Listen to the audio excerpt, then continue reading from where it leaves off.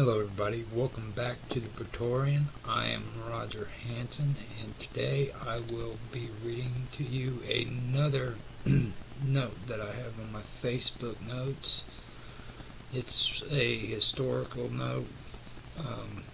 I have notes on historical events and people, and today I'm going to be reading about the Fowler Brothers.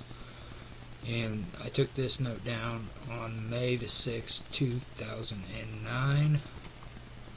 And with that all said, I am going to go ahead and start my reading. The Fowler Brothers. Phrenology continued to flourish after Spurzheim's death. Okay, hold on. I'm going to have to get my glasses because these are going to have some big words. Phrenology continued to flourish after Spurzheim's death, though it began to lose any connection to the scientific and anatomical research of Franz Joseph Gall, turning instead to the personality and perfectibility of mankind and the application of phrenology to society. Among the most influential leaders of the movement in America during the 19th century were two brothers, Orson Squire Fowler, who lived between 1809 and 1887, and Lorenzo Niles Fowler, who lived between 1811 and 1896, and their business associate Samuel Robert Wells, who lived between 1820 to 1875.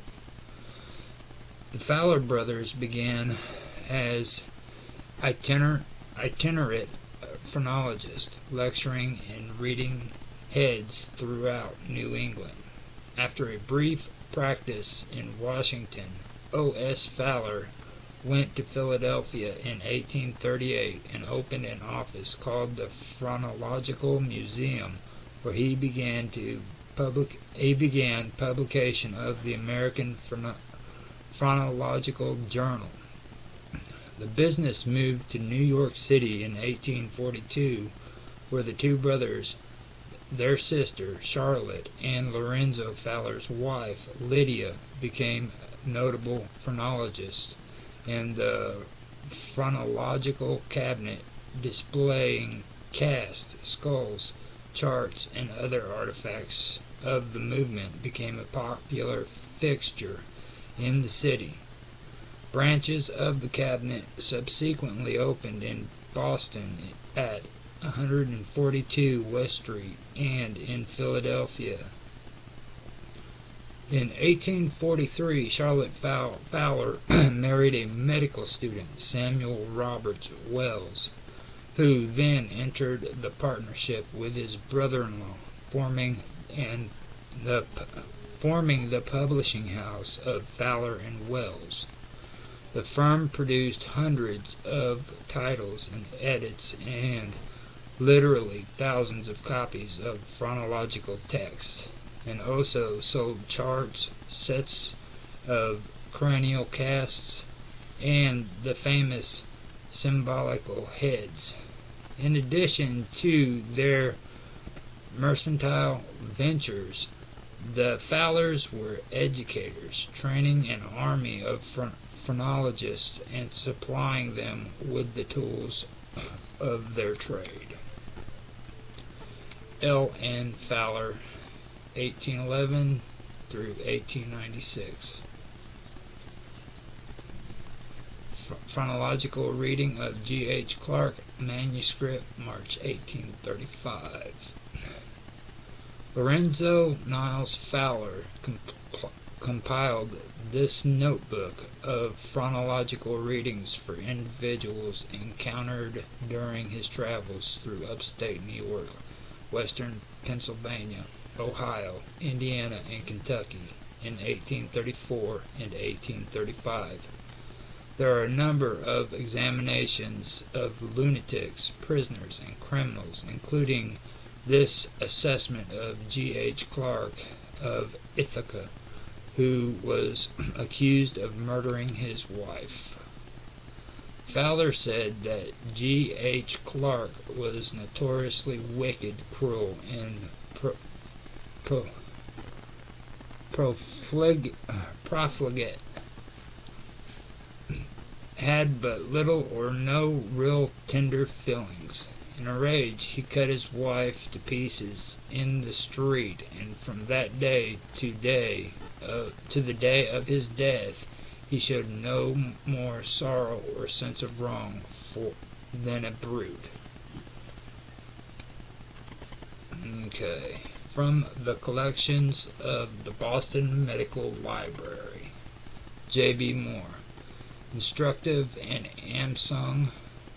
Phrenology and Electric Psychology. Boston Houghton's Press, circa 1852. This mid-19th century broadside advertises a course of phonological public lectures and head readings tied to an array of subjects such as somnambulism and biology.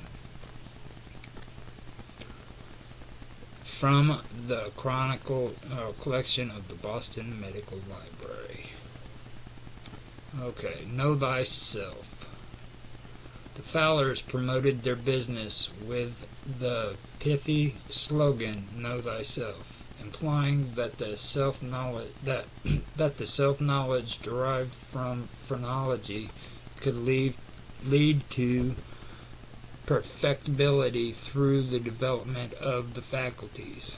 The brothers examined a wide variety of famous individuals of the day, including Walt Whitman, John Greenleaf Whittier, Carla Barton, and Mark Twain. The Fowlers' popular manual, The Illustrated Self-Instructor, claimed self-knowledge by teaching the law and conditions of life and health, becomes the most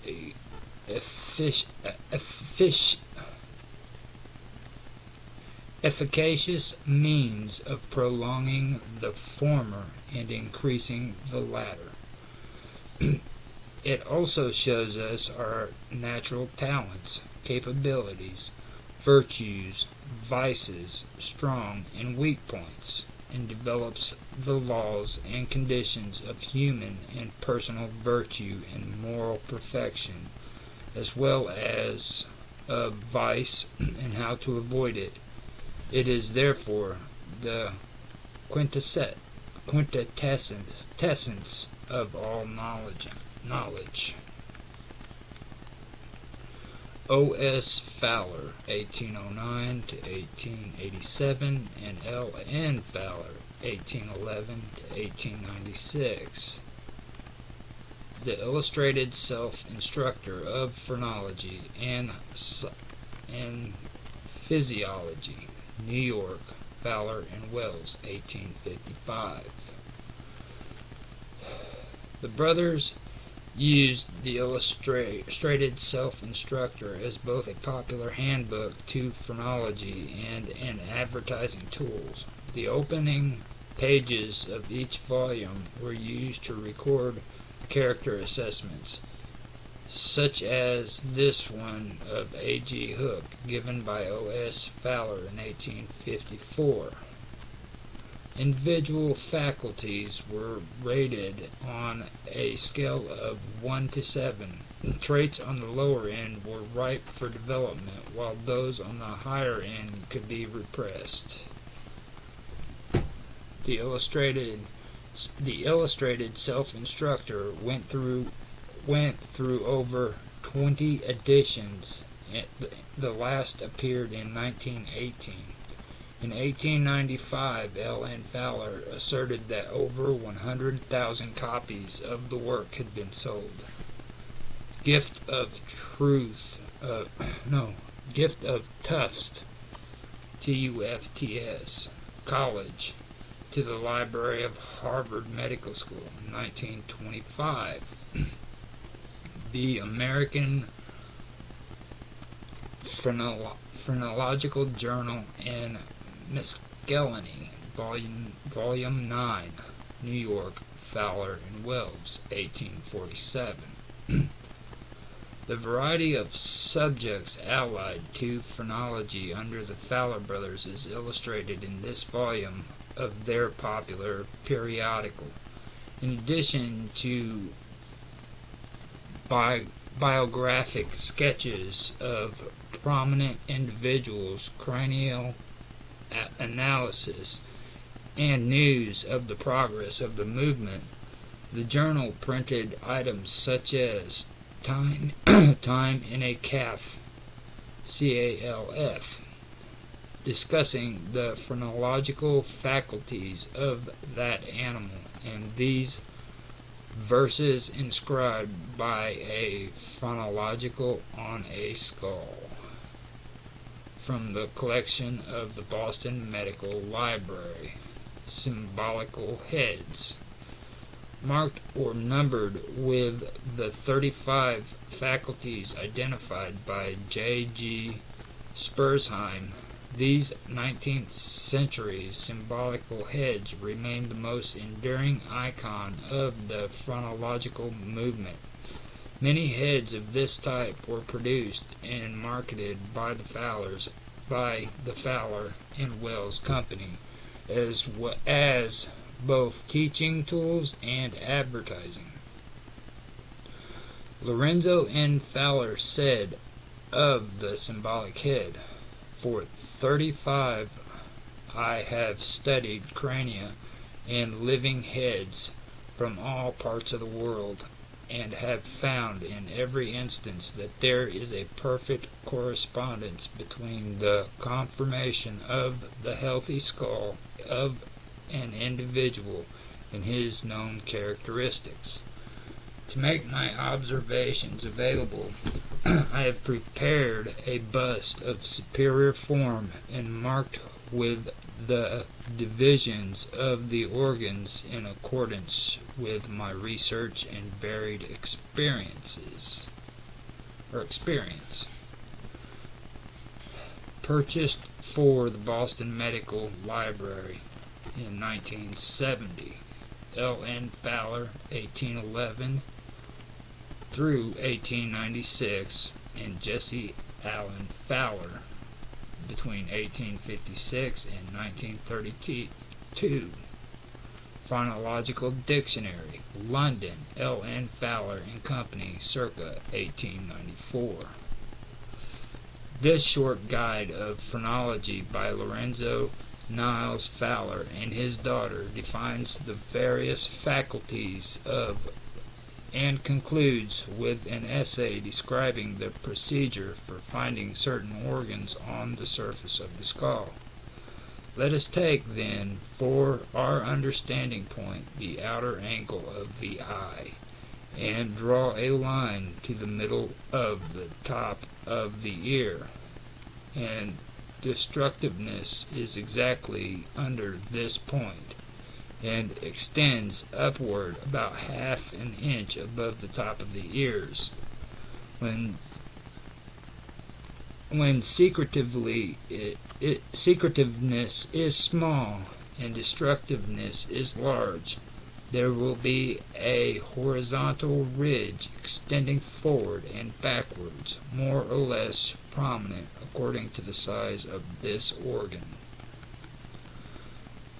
Purchased for the Boston Medical Library, 1970.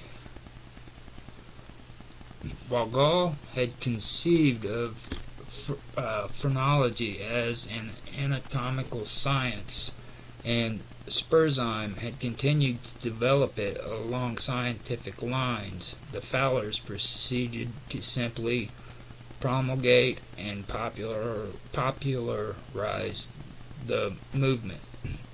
As part of their mission to improve the lot of mankind, the Fowlers began to tie phrenology to other social reform movements of the period, including temperance, vegetarianism, and sex education.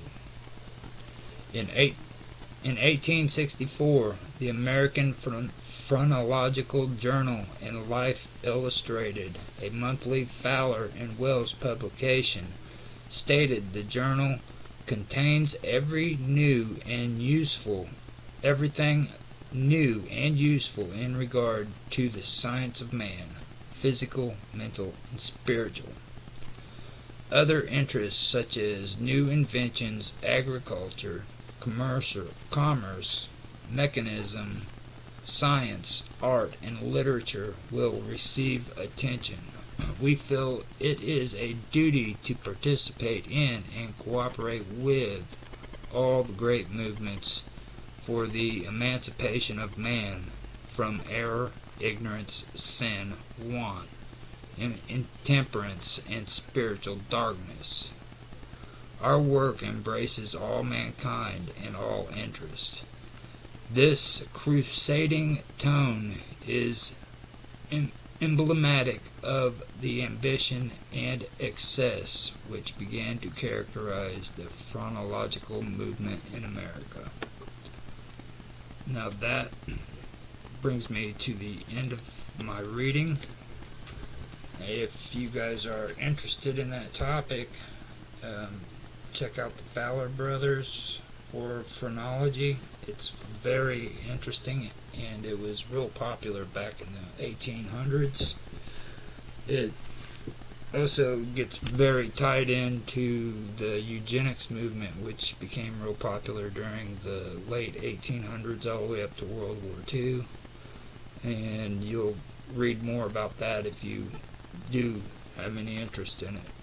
But I suggest that you check it out. If you like what you heard, please like, subscribe, share, give a thumbs up, give some feedback. We'd love to hear what you have to say. Thanks for listening.